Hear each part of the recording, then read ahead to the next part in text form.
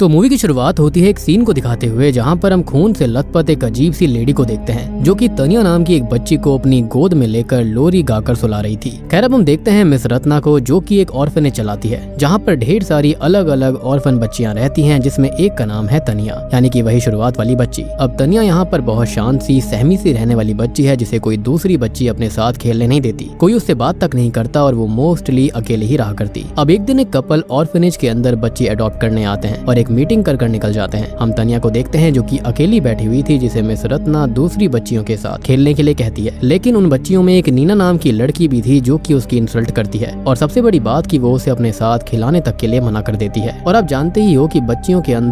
अंदर ऐसा होता ही है, सबके अलग अलग ग्रुप्स होते हैं और कई बच्चे किसी के साथ नहीं खेलते। एनीवेज अब तनिया सैड हो जाती है, लेकिन मिस रत्ना सभी को समझाती है कि उन लोगों को उसे अपने साथ खिलाना होगा। खैर अब सभी हाइड एंड सीक खेल रहे थे, यानी कि लुका छुपी खेल रहे थे और बाकी बच्चियां तनिया को अपने साथ छुपने नहीं दे रही थी, तो वो असल में दूर विंडो के पास जाकर छिप जाती है। खैर अब नीना सबको ढूंढ लेती है और जब वो तनिया को ढूंढने विंडो के पास आती है कि तभी एक हाथ उसको पकड़ लेता है और बहुत जोर से खिड़की से नीचे फेंक देता है, जिसके चलते वो काफी ज्यादा घायल हो गई थी। सभी बच्चियां बहुत ज्यादा डर जाती हैं और देखती हैं कि विंडो पर तनिया खड़ी हुई थी, तो सब बोलती हैं कि उसने ही ऐसा किया होगा, उसने ही नीना को नीचे फेंका। अब मिस रत्ना बहुत ज्यादा परेशान हो जाती है और वो नीना को तुरंत ही हॉस्पिटल भेजकर तनिया के रूम में जाती है। उसे संभालती है कि वो दुखी ना हो और ये बस एक हादसा था जिसके अंदर उसकी कोई गलती नहीं है। खैर अब वो उसका हाथ देखती है जिस पर एक बड़ा सा अजीब सा घाव था और अब वो उसको कंसोल करके हक करने लगती है कि तभी हम दरवाजे पर उसी खून से लथपथ लेडी की स्पिरिट को देख पाते हैं जो कि हर पल तनिया के पास ही रहा करती और उसके अलावा कोई उसे देख भी नहीं सकता था। खैर अब रात को सभी खाने के टेबल पर मिलते हैं, लेकिन यहाँ पर भी बाकी लड़कियां तनिया को अपने साथ खाना खाने से मना कर टेबल छोड़कर चली जाती हैं। खैर अगले दिन ऑर्फनेज के अंदर मिस्टर एंटोन और मिसेस सिस्का आती है जो कि तनिया से थोड़ी बहुत बात करते हैं, लेकिन वो जल्दी ओपन अप नहीं होती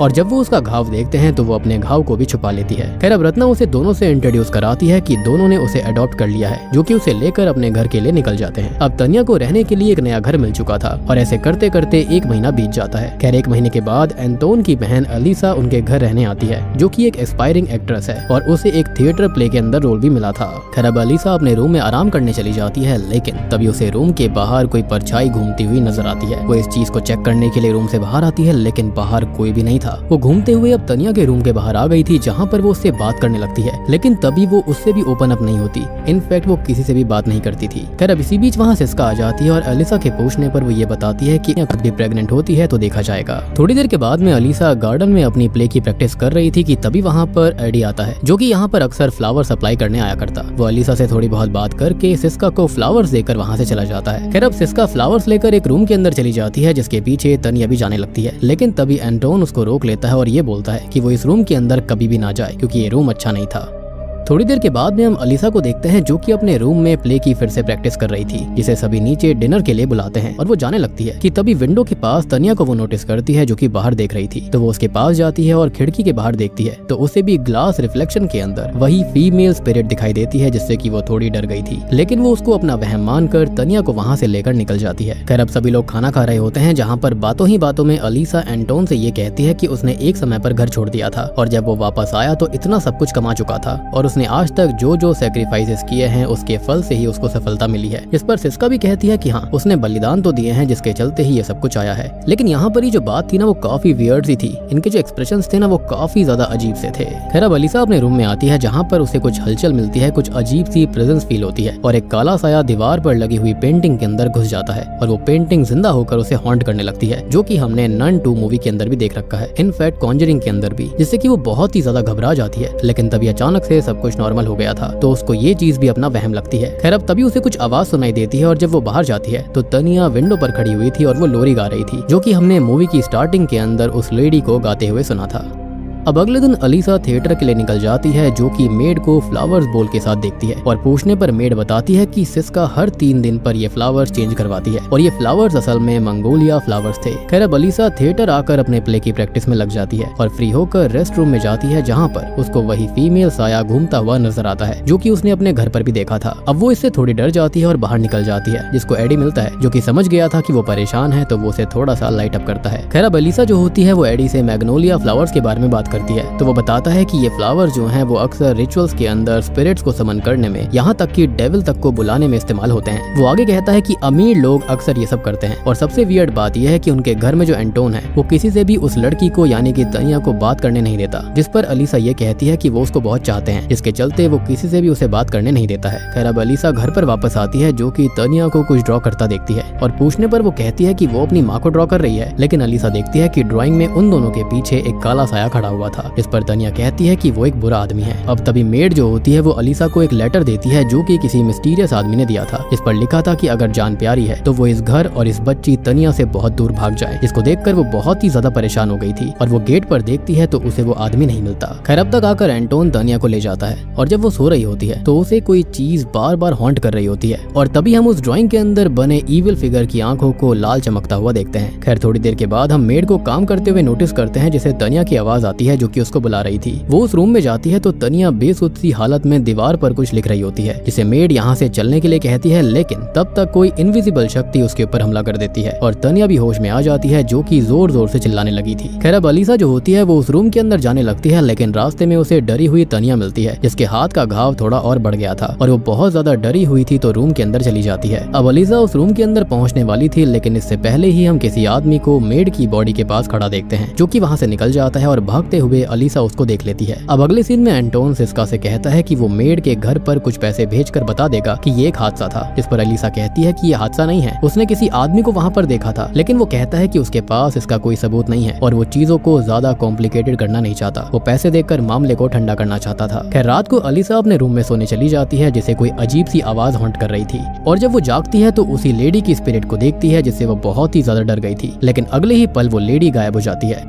अब अगले दिन अलीसा का प्ले होता है जिसे देखने सब आए हुए थे और प्ले में किसी आदमी को अच्छी फॉर्च्यून के लिए अपनी ही बेटी की बलि देनी थी और इस एक्ट के अंदर माँ को अपनी बेटी को बचाना था जिसका रोल अलीसा कर रही थी, यानी कि ये सारा एक्ट हो रहा था, लेकिन अल्टीमेटली ये हमको काफी कुछ बताता है। अब तभी हम उस मिस्टीरियस व्यक्ति को भी देख पाते हैं और तनिया प्ले देखकर बहुत ज्यादा परेशान होने लगती है कि तभी अचानक से वो फादर प्ले करने वाला आदमी दूर कहीं गिर जाता है और अचानक से लाइट चली जाती है। सब जगह भगदड़ मच गई थी और तनिया गायब थी जो कि सबको बाहर बैठी हुई रोती हुई मिलती है। सभी लोग घर आ चुके थे और एंटोन सिस्का से कहता है कि कब तक सब कुछ ऐसे ही चलता रहेगा, जिस पर वो कहती है कि उन्हें थोड़ा सब्र रखना होगा और ये थोड़ी बहुत बात अलीसा सुन लेती है जो कि काफी ज्यादा परेशान थी क्योंकि उसको समझ में नहीं आ रहा था कि आखिर यहाँ पर मांजरा है क्या। खैर अगले दिन वो एडी को बुलाती है और के साथ रत्ना से मिलने जाती है। खैर अब वो रत्ना से तनिया और उसके परिवार के बारे में पूछती है, तब जाकर वो उसके परिवार का फोटो दिखाती है जिसके अंदर उसके माता पिता मौजूद थे। रत्ना बताती है कि 3 साल पहले तनिया की माँ लास्त्री खून से लथपथ उसके दरवाजे पे आई थी और उससे मिन्नत करने लगी कि वो तनिया का ख्याल रखे, जिसके बाद वो खत्म हो गई और खत्म होने से पहले वो तनिया को गोद में रखकर वही लोरी गा रही थी जो कि शुरुआत में हमने सुनी, या फिर हमने बाद में तनिया को भी कई सीन्स के अंदर उस लोरी को गाते हुए सुना था।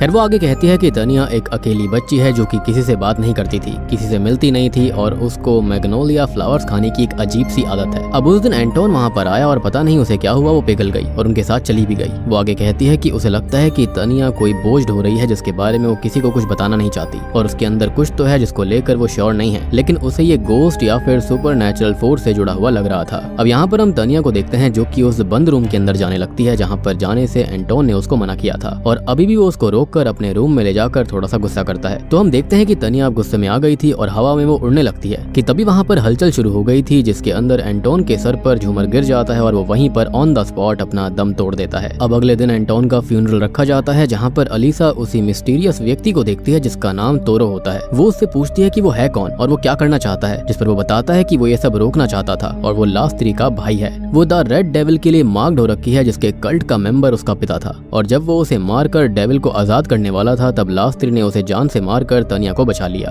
तो अब आपको समझ में आया होगा कि जब वो एक्ट हो रहा था तो तनिया क्यों उसको देखकर बहुत डर गई थी। वो अजीब सा फील कर रही थी क्योंकि उसके साथ भी सेम चीज हुई थी। उसके पिता उसे डेविल को सैक्रिफाइस करने वाले थे, वो ऑलरेडी मार्क्ड हो रखी थी, लेकिन अल्टीमेटली उसकी माँ लास्त्री ने उसको बचा लिया। नाउ यू अंडरस्टैंड कि यहाँ पर आखिर हो क्या रहा था, ये सारी की सारी सुपर नेचुरल घटनाएं क्यों घट रही थी। तोरो बताता है कि डेविल अभी भी तनिया के शरीर के अंदर है और वो सील को ओपन कर सकता है अगर कोई उसके आगे पीका बू बोले तो, और ऐसा मेड ने कर भी दिया था। अब तनिया के बर्थडे वाले दिन उसका सैक्रिफाइस करा जाएगा जिसमें द रेड डेविल जन्म लेकर बाहर आएगा और उसके वर्शिपर्स अगले 7 जनरेशंस के लिए उसके स्लेव्स बन जाएंगे। उन्हें ये सैक्रिफाइस, ये रिचुअल रोकना होगा और तनिया को वो मैग्नोलिया फ्लावर्स खाने से भी रोकना है, जिससे डेविल शांत रहेगा। और यहाँ पर वो एक टैटू भी दिखाता है जो कि सभी कल्ट मेंबर्स के ऊपर बना हुआ है। अब सिस्का वहाँ पर आने लगती है तो तोरो भाग जाता है, लेकिन जाते जाते अलीसा को कोई पेपर चिट देकर जाता है। अब अलीसा और सिस्का घर आ जाती हैं, जहाँ पर अलीसा कहती है कि तनिया के साथ कुछ तो गलत जरूर है, लेकिन सिस्का उसकी कोई बात नहीं सुनती। हम तोरो को देखते हैं जो कि तनिया की वुडू डॉल से उसको खत्म करने की कोशिश करता है, लेकिन तनिया की इविल फोर्स आकर उसको भी खत्म कर देती है। यहाँ पर सिस्का और अलीसा तनिया को संभालती हैं कि तभी अलीसा की नजर सिस्का की गर्दन पर पड़ती है, जिस पर वही the red devil cult symbol बना हुआ था, यानी कि वो भी इसी कल्ट की मेंबर थी। इनफैक्ट एंटोन भी उसी कल्ट का मेंबर था। और अब आपको समझ में आया होगा कि उसने क्या बलिदान दिए थे, यानी कि वो वाकई में सैक्रिफाइसेस किया करता था, जिसके चलते ही उसके पास इतनी दौलत शोहरत आ गई थी। खैर अब वो अपने रूम में आ जाती है, जिसे टेबल पर हेल्प तनिया लिखा हुआ मिलता है और वो समझ जाती है कि ये लास्त्री ने लिखा है, जो कि तनिया को बचाने उससे हेल्प मांग रही है।